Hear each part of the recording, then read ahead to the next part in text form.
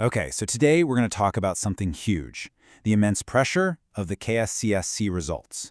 We're going to look at it through the really insightful lens of M. Khalifa and try to figure out why this one single grade feels so monumental. And, more importantly, how you can see beyond it. Because at the end of the day, this isn't just about a result. It's about what you do next. Wow, that quote, right? It just perfectly captures that feeling, that collective breath-holding that happens all across Kenya, from the busy streets of Nairobi to the quiet of Motogashi. It's this heavy, heavy silence of waiting for a result that feels like it's some kind of final verdict. But today, we're going to break that silence with a message of perspective and of hope. As M. Khalifa points out, the real tragedy isn't getting a low grade. It's the crushing of your spirit that can come after. So let's just reframe this whole moment. Your KCSE result isn't the final word on who you are or what you're capable of. Not at all. It's just the end of one chapter in a much, much longer story. So the big question is, why? Why does this one exam carry so much anxiety? Well, M. Khalifa identifies 3 specific societal pressures that weigh down on students, and understanding these heavy weights is really the first step to being able to lift them. So, these are the big 3. These pressures, investment, comparison, and uncertainty, they're pretty much the main sources of all that stress on results day. Let's break down each one so we can really understand how they work. First up, you've got this immense pressure from family investment. And we're not just talking about school fees. We're talking about parents who have sold livestock, taken out SACO loans, worked double shifts, all for your education. Because of all this, a grade stops feeling like a personal achievement and starts feeling like a return on investment. And that creates this deep, deep fear of disappointing the people who sacrificed so much for you.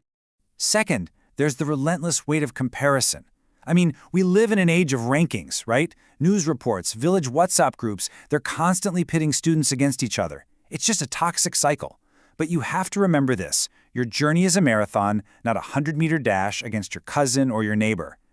And the third weight is uncertainty. Now, where does this come from? Well, it's rooted in one of the biggest myths in our education system, that an A is the only key that unlocks the door to a successful life. So the stress isn't really coming from the grade itself, but from this terrifying belief that a lower grade means that door has been slammed shut forever. Okay, so this is where we need to make a really crucial shift in our thinking.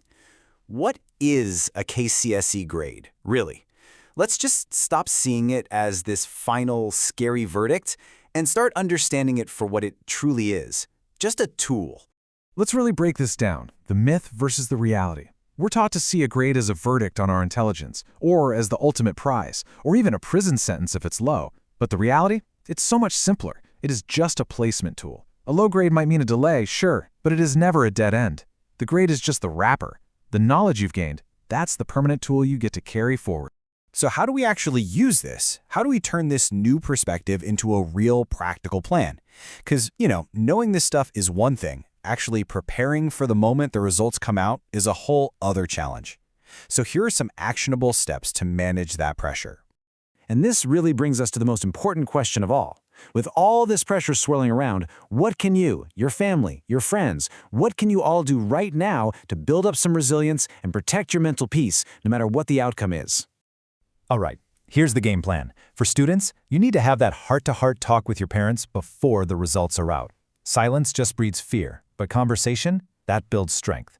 For parents, listen, your child's mental health is the real prize here. Focus on the future by asking what is next, not on the past by asking what happened. And for everyone, please stay off social media if you need to. Don't compare your personal journey to someone else's highlight reel. And this piece of advice from M. Khalifa is specifically for parents, and it's so important. On results day, be the bridge, not the wall. Your child doesn't need judgment, they need a supportive connection to help them cross over to their next step, whatever that might be. Okay, so the day comes. The results are out. You've got the numbers in your hand. Now what? This is where the real journey truly begins. And I want you to remember this. The results are just a map, showing you where you are right now. But you are the traveler who decides where to go next. And listen, there is a path forward for everyone. If you're a top performer, your challenge now is to find a course that truly fits your purpose, not just your grade. If you're a middle achiever, remember that specialized diplomas and technical skills are literally the backbone of our economy. And if you feel like you failed, it's not failure, it's a delay. Resitting, bridging courses, mastering a craft at a TVET, these are all powerful, valuable next steps. I really want this to sink in. Your value as a person has absolutely nothing to do with that grade. You are a son, a daughter, a friend, and you are full of potential. You are the architect of a future that is still unwritten.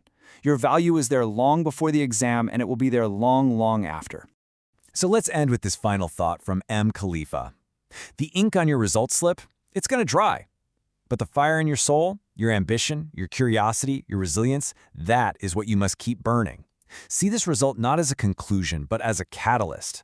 The real question is, what will you build next?